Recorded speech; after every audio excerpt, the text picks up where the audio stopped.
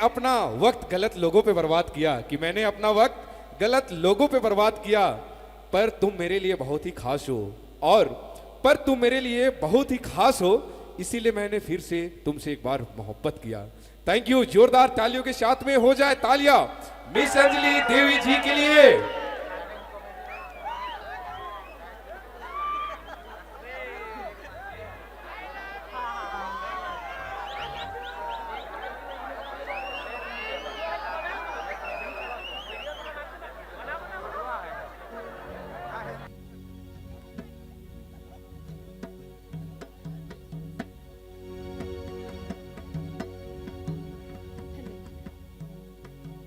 मेरे तरफ से भी सबको ढेर सारा प्यार है।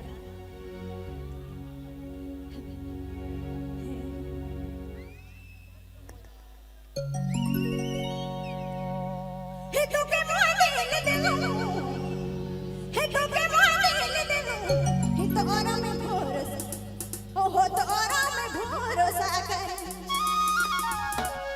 छोड़ी दे बेटा, तोड़ी दे बेटा सुना, छोड़ी दे बेटा, ओ बड़ा आराम के लागे।